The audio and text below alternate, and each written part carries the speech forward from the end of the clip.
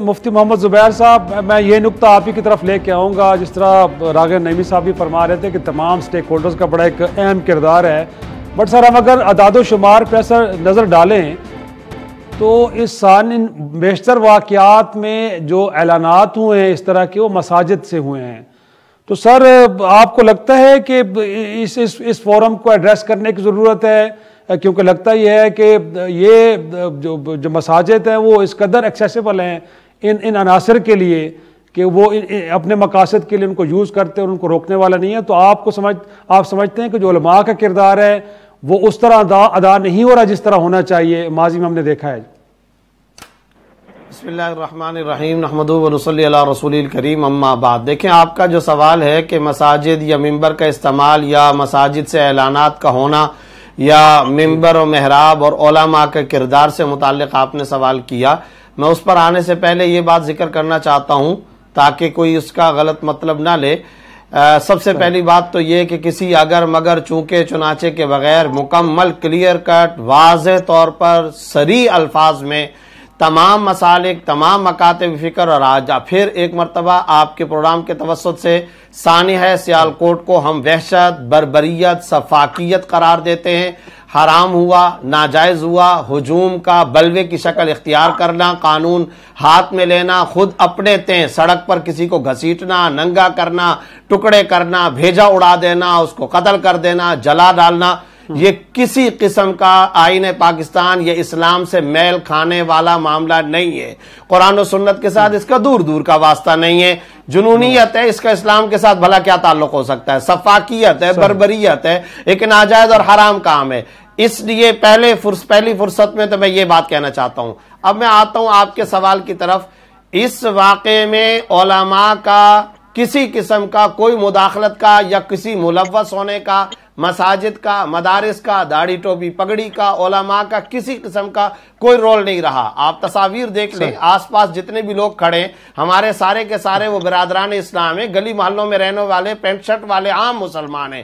وہ ہجوم کی شکل اختیار کرتے ہیں۔ فیکٹری ورکر کا معاملہ ہے، وہاں پر کوئی صفائی کے اوپر جھگڑا ہوا، اس سے پہلے سے جیلسی تھی، سری لنکن مینیجر سے ان کو اپنے طور پر پہلے سے اختلافات اور تنازعات چلے آ رہے تھے، جس کا انہوں نے اس طریقے سے غصہ نکالا۔ کسی مسجد سے کوئی اعلان نہیں ہوا، کوئی مولوی صاحب نے اشتعال انگیزی کا کام یہاں نہیں کیا۔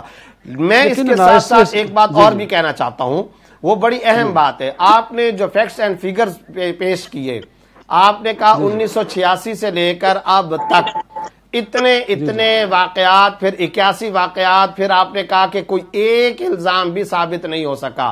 تو محترم میں ایک گزارش کرنا چاہتا ہوں کہ بار بار ہم یہ کہہ رہے ہیں اور ایک نہیں 1000 مرتبہ ہم یہ کہہ رہے ہیں، جو سیالکوٹ سانحہ ہوا ہے انتہائی غلط، حرام و ناجائز، اس میں کوئی دوسری رائے نہیں۔ آج بھی تمام مسالک و مکاتب فکر کو آپ نے ایک پیج پر دیکھا، سری لنکن ایمبیسی کے اندر بھی گئے اور ہر جگہ پر یہ بات چیت ہو رہی ہے۔ لیکن کیا ان اسباب میں سے ایک سبب ہمارا جسٹس سسٹم کا کمزور ہونا نہیں ہے؟ عدالتی معاملات کا کمزور ہونا نہیں ہے؟ تین عدالتیں کئی دفعہ، ماضی کی میں بات کر رہا ہوں، کئی دفعہ تین عدالتیں کسی مجرم کو باقاعدہ گناہگار، قصوروار اور توہین مذہب کے مرتکب قرار دے چکے۔ بیرونی مداخلتیں، سازشیں، غیر ملکی دلچسپی، بعد میں پروٹوکول کے ساتھ چھوڑ دینا، فخریہ اظہار کرنا کہ ہم نے ان کو چھوڑ دی، یہ سب چیزیں ہوئی ہیں۔ سیاست دانوں نے اس توہین مذہب کے معاملے کو دوسرے کوئی بلیم گیم، عارضی سرسری سیاسی مفادات کے لیے استعمال کیا ہے۔ ہم نے سڑکوں پر یہ بھی دیکھا ہے، ہم نے یہ بھی دیکھا ہے۔ اب لوگوں کو کانفیڈنس نہیں رہا، کراچی میں جتھا اٹھتا ہے، ڈاکو کو پکڑ کے ٹکڑے ٹکڑے کیوں کرتا ہے؟ انہیں معلوم ہے ہم سے روزانہ پیسے اس محلے میں یہ چھین کر جاتا ہے، ڈاکہ مارتا ہے، بینک ڈکیتی کرتا ہے، دکانوں پر آ کر کے لوٹ جاتا ہے، موبائل چھینتا ہے، 4 گھنٹے بعد پولیس سے چھوٹ کر کے آ جائے گا۔ کانفیڈنس لوگوں کا عدلیہ سسٹم پر نہیں رہا۔ پہلا بڑا بنیادی سبب یہ ہے، عدالتیں اگر سزائیں دیتی، عدالتیں اگر پہلے سے اپنا اچھا مضبوط سپیڈی منظم صحیح جسٹس سسٹم ادا کرتی تو آج یہ معاملات نہ ہوتے۔ اب میں پھر بھی یہ کہہ رہا ہوں، ہم پھر بھی کیٹیگوریکلی یہ کہہ رہے ہیں کہ اگر عدالت اپنی ذمہ داری ادا نہیں کرتی تب بھی کسی ہجوم کو، تب بھی کسی عوامی مجمع کو یہ اختیار نہیں ہے کہ وہ اپنے تئیں قانون ہاتھ میں لے لے۔ ہم پھر بھی اس کو حرام اور ناجائز کہیں گے، لیکن جب ہم ٹھنڈے دل سے اسباب کا تجزیہ کر رہے ہیں تو ایک سبب سبب یہ بھی ہے، اس سے ہم اگنور نہیں کر سکتے۔ علماء کا بھی کردار ہے کہ وہ اشتعال انگیزی کو ختم کریں۔ ماضی میں اگر کسی مذہبی جماعت یا طبقے یا جتھے نے اس طرح کی نظریاتی کمک پہنچائی ہے تو آج ان کی ذمہ داری بنتی ہے اس خطرناک مائنڈ سیٹ کو ختم کریں، ورنہ سب بھسم ہو جائے گا۔ مفتی زبیر صاحب، آپ کو کیا لگتا ہے کہ اس سیانہ سیالکوٹ کو لے کے علماء نے بڑا اچھا کنڈکٹ دکھایا ہمیں؟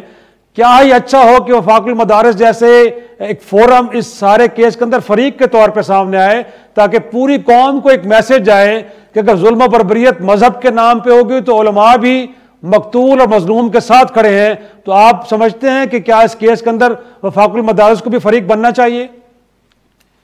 دیکھیں جی، جہاں تک وفاق المدارس کا تعلق ہے تو وفاق المدارس کی قیادت کا بار بار اظہار مذمت، باقاعدہ سری لنکن ایمبیسی میں جانا، وہاں جا کر کے تعزیت، اظہار افسوس اور پھر قوم کے نام بار بار پیغامات کا جہاں تک معاملہ ہے وہ سب کے سامنے واضح طور پر آ چکا ہے، اور پوری قیادت وفاق کا یہ معاملہ کلیئر کٹ سب کے سامنے آیا اور دل کے ساتھ، کرب کے اظہار کے ساتھ انہوں نے یہ کام کیا۔ جہاں تک آپ نے کہا کہ وہ باقاعدہ فریق بنے، تو میں کوئی وفاق المدارس کا کوئی ذمہ دار یا کسی بھی سطح یا کسی بھی درجے کا کوئی عہدیدار نہیں ہوں۔ آپ عالم دین ہیں سر، آپ ایک اس ملک کے شہری ذمہ دار آدمی عالم دین ہیں۔ میں عرض کرتا ہوں کہ ایک تجویز کے طور پر آپ نے ایک بہتر تجویز دی، واقعتاً آگے بڑھ کر کے ہمارے تمام مسالک و مکاتب فکر کے علماء کو آنا چاہیے، فریق چاہیے۔ مگر میں اس کے ساتھ ساتھ دو باتیں ضرور ذکر کرنا چاہتا ہوں۔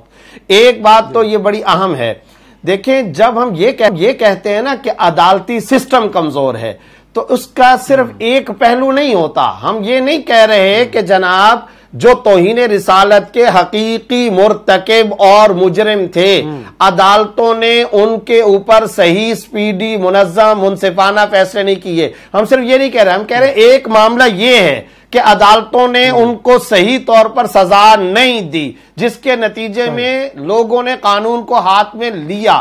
ایک پہلو یہ۔ دوسرا پہلو یہ بھی ہے کہ اگر کہیں الزام کی بنیاد پر اس طرح ہجوم اور بلوے نے اٹھ کر کسی کی جان لے لیے تو الزام لگانے والوں کو بھی عدالتوں نے سزا دینے میں سستی کا مظاہرہ کیا ہے۔ یعنی دو طرفہ ہر معاملے میں عدالت کا جو سسٹم ہے وہ کمزور ہے۔ آپ مجھے بتائیے کیا سیالکوٹ میں رمضان کے دنوں میں دو معصوم حفاظ بچوں کو بلوے نے ٹکڑے ٹکڑے کر کے قتل کر کے ان کی لاشوں کو کھمبے پہ لٹکایا تھا یا نہیں لٹکایا تھا؟ بتائیے مجرمین کہاں ہیں، بلوہ کہاں ہے، ہجوم کہاں ہے؟ تو ہم جب یہ عدالتی نظام کی بات کرتے ہیں تو جامع عدالتی نظام کی، کیوں ڈاکو کو جتھا پکڑ کر کے مار دیتا ہے؟ کیونکہ ان کو کانفیڈنس نہیں رہا۔ تو اب عدالتوں کی ذمہ داری ہے کہ وہ عوام کے اس اعتماد اور کانفیڈنس کو ریسٹور کرے، بحال کرے۔ اس کے ساتھ ساتھ ایک میثاق بنانا پڑے گا۔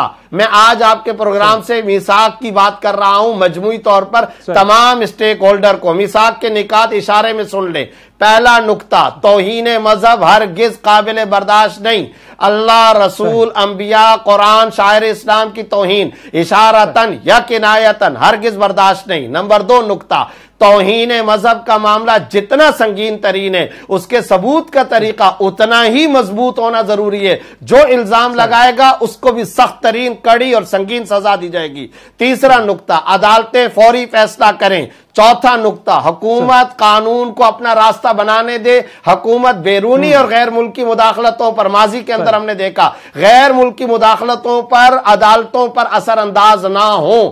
چوتھا نقطہ وہ یہ ہے جو شہیدی صاحب کہہ رہے تھے کہ جناب سیالکوٹ میں سلوگن جو دے رہے تھے یا نعرے لگا رہے تھے، میرا آپ سے سوال ہے ایسے سلوگن لگانے والے، نعرے لگانے والوں سے کیا ماضی میں ہمارے پاکستان کے اندر باقاعدہ کئی سیاسی جماعتوں نے ووٹ کے سرسری فائدے کے لیے اتحاد کی پینگیں نہیں بڑھائی ہیں؟ کیا ہم نے یہ سڑکوں پہ مناظر نہیں دیکھے؟ تو یہ سیاسی جماعتوں کو بھی میثاق پر آنا پڑے گا۔ یہ نکات ہیں، یہ آپ کا ایک فریم ورک ہے، اس میں ہر اسٹیک ہولڈر کو اپنا اپنا کام بھرپور طریقے سے کرنا چاہیے، ورنہ سیالکوٹ جیسے واقعات یہ الارمنگ ہے۔ ہر ایک بہت افسوس کے ساتھ کہنا پڑ رہا ہے، غم کے ساتھ، کہیں ایسا نہ ہو کہ اس طرح کے واقعات کا دوبارہ اعادہ ہم کو نہ دیکھنا پڑے۔ ہر پیر سے جمعہ اپنے فیوریٹ شو نیوز آئی کو یوٹیوب پر دیکھنے کے لیے ڈان نیوز کے آفیشیل یوٹیوب چینل پر آئیے، اس کو سبسکرائب کیجئے اور بیل آئیکن کو پریس کیجئے۔